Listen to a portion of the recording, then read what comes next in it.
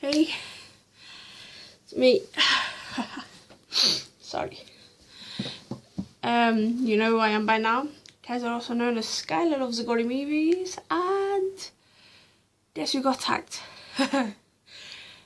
It was me. I got tagged by the amazing Lauri Holt. Thank you, Lauri. I miss you lots as well. Mwah. Thank you for tagging me. I'm like you, Lauri, itchy nose. Basically, I've been tagged, so I'm going to answer 10 questions to the best of my ability. So I was sitting comfy so I can do this. Question 1. A sequel that I would love... Hang on. A sequel that I would like to get made. Difficult question. But I would have to go with... This is a tricky one, this. I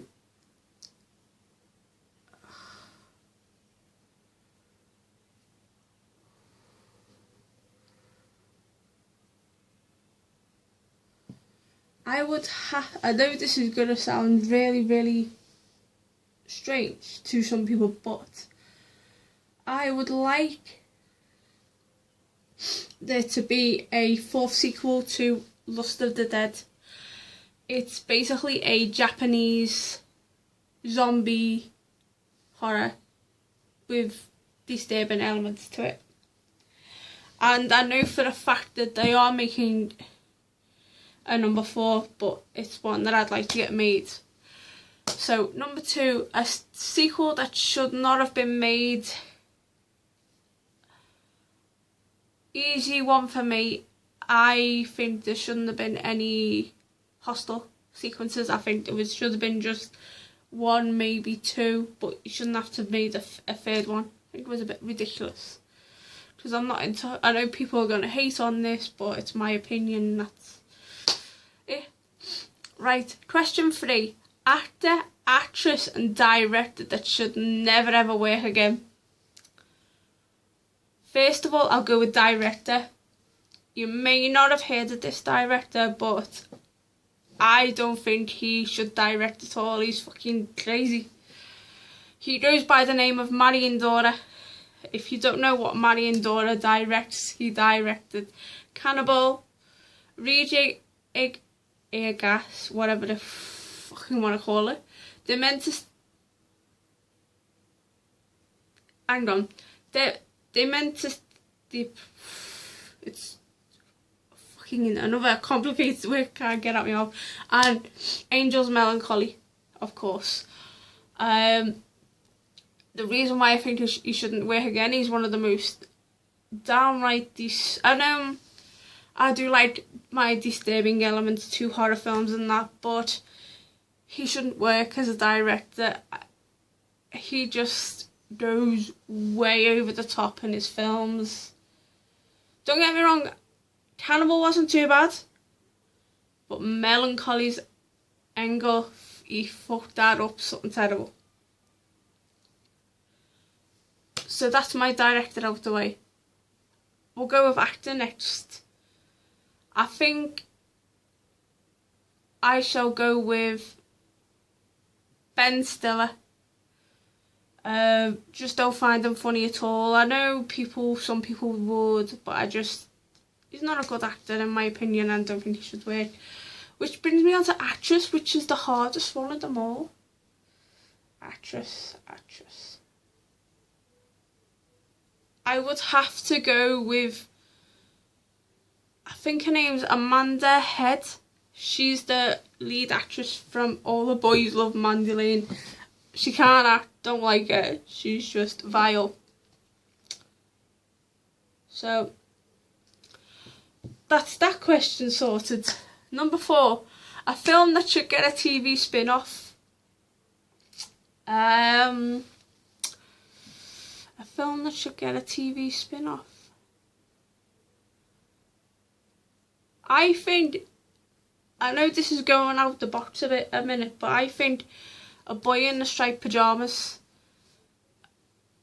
I know it sounds a bit complicated, but we're all at wartime, and I think it should have a like a TV spin-off, a series behind it, because it was a good film. It made me cry, but I think it was wanting more, if you get what I mean.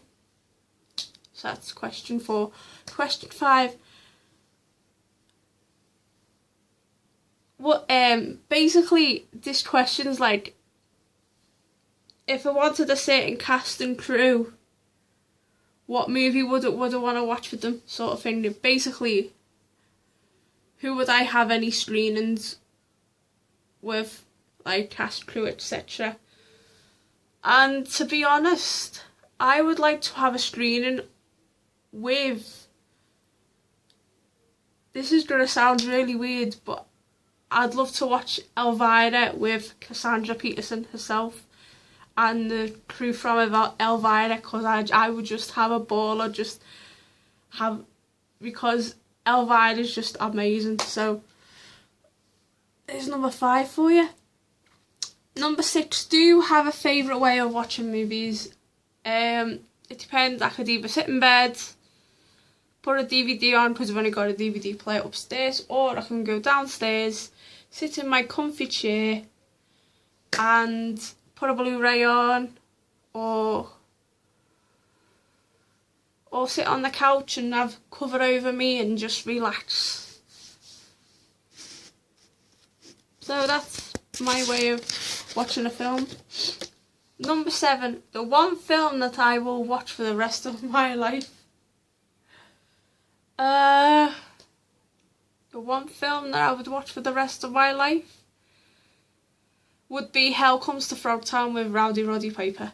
I love that film so much. It's just iconic 80s film that I just love to watch. Number 8, most anticipated movie that comes out next year. Well, I haven't really been watching movies that are going to come out next year, but I know for one, there is one film that I would like to watch.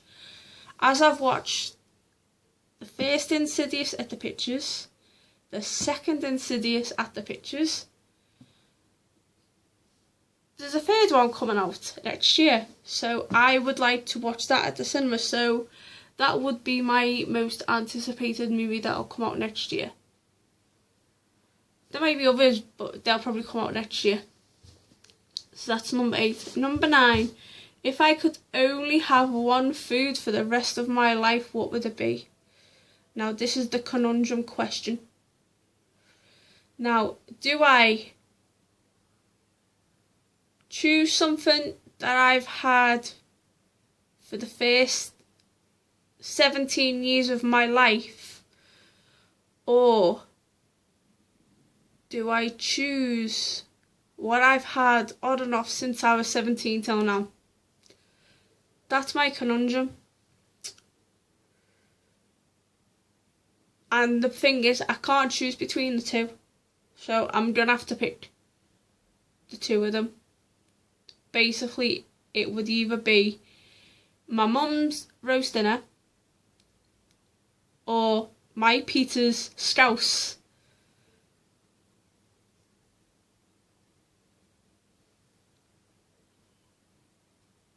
And to be honest, I'd rather, with me being the way I am now, I'd rather have the scouse. So my answer, number 9, is my Peter's scouse. So the last question is number 10. If I could be killed off in a film, what would it be and how would it happen? Now, I've been waiting for this question to come along ever since I watched James DVD Collector's video, how he would. I've got the perfect scenario, but there's going to be like a twist in it. There's going to be a disturbing element to it and a gory element to it. Sorry, 2 fingers. So it'll be combined. It would be a denty, which is the snake one, because I'm terrified of snakes. So obviously I'd be killed off by a snake, in with Itchy the killer. Now, how it would happen would be I'd be running through the streets of Tokyo by a snake and a guy with fucking stuff coming out of his shoes. So that's the Itchy the Killer twist. And anyway, I get to a abandoned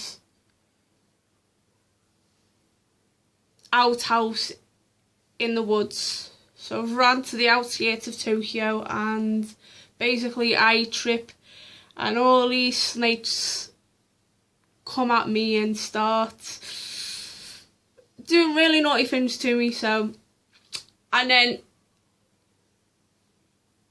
after I've had that ordeal with the snakes and I've been bitten all over the place and just about surviving that,